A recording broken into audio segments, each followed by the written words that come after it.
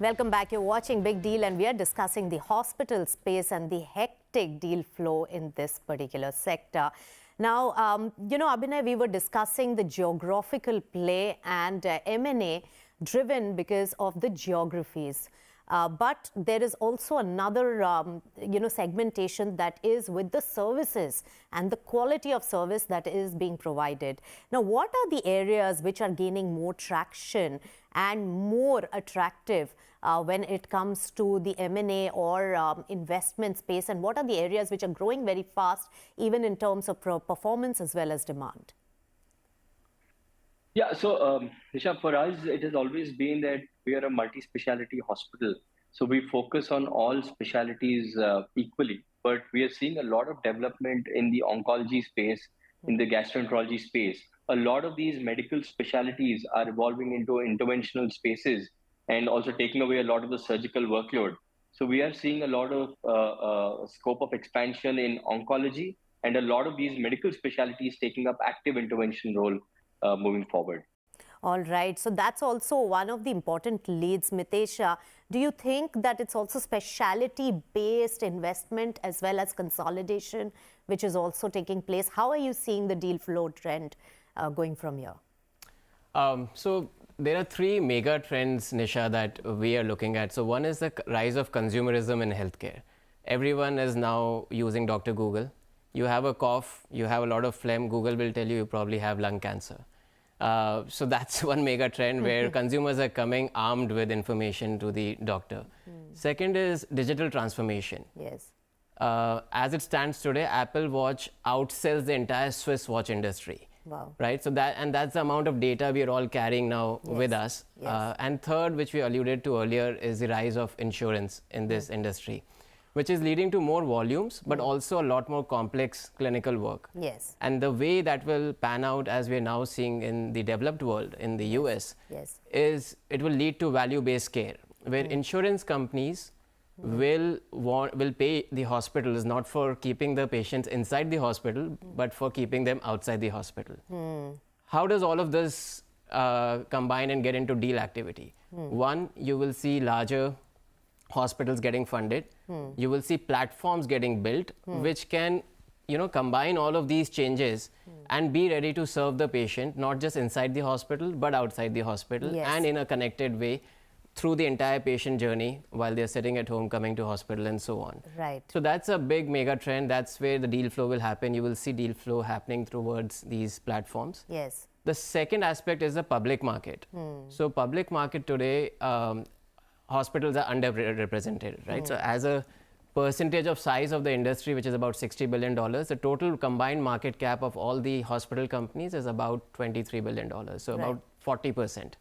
If you look at the same statistic for the pharma industry, that's about 300% compared to the 40%. So there's a lot more action to come in the public market. Yes. You can count on Abhinay growing his market share a lot. And you can count on a lot more companies getting listed in the hospital space.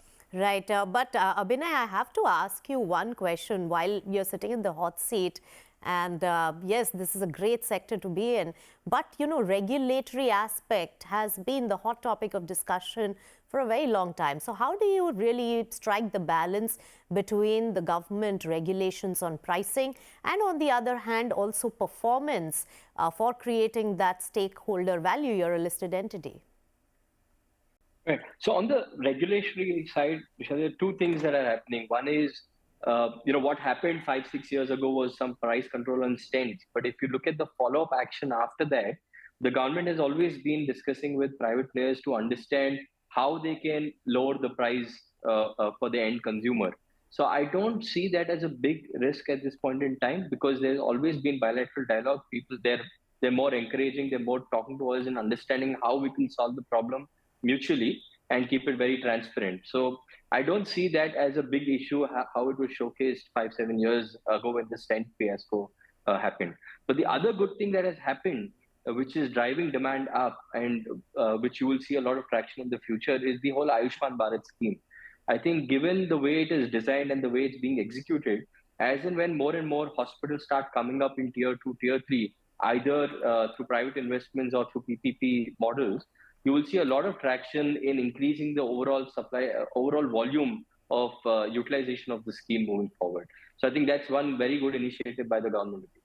Yes, very well pointed out. And Kaivaan, this is the segment which is going to give maximum traction to the sector going forward. Yeah, I think we as a country probably have entered an era, a glorious era, where mass healthcare should be made available for all. And you know, while the government continues to strengthen the public health infrastructure, it is clear that the private sector will continue to be the bedrock for high-end care, particularly tertiary and quaternary care.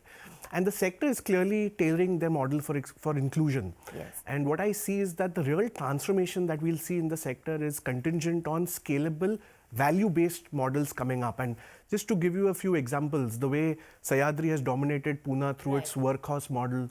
You look at HCG, they've got market leadership in 11 non-metros and taking cancer care to the last mile. Yes. Kaveri started with in Trichy and has become a dominant South India player. Apollo is present in 15 cities. So I see all of them either as consolidators in their own spaces or being consolidated by some of the bigger players. So Mitesh, finally, putting all the things together as an investor, how do you view it? Because in terms of risk and reward ratio and assessment, because for most of the foreign players, any sector which is heavily regulated by the government has always been a risky affair. Sure. So we see a demand for capital in this sector. If you add up the numbers, we need at least $80 to $100 billion to generate enough quality capacity in the country, which means there's a need for investment. Yes. Valuations are quite full in the sector, which becomes a deterrent.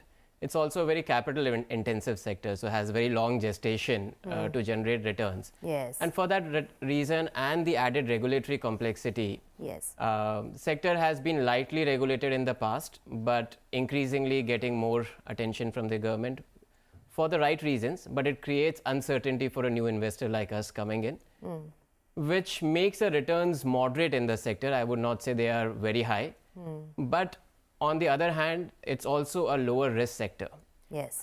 There's a lot of private equity investment which has already gone into hospitals, and I believe there is no single private equity fund who has lost money investing in the hospital sector.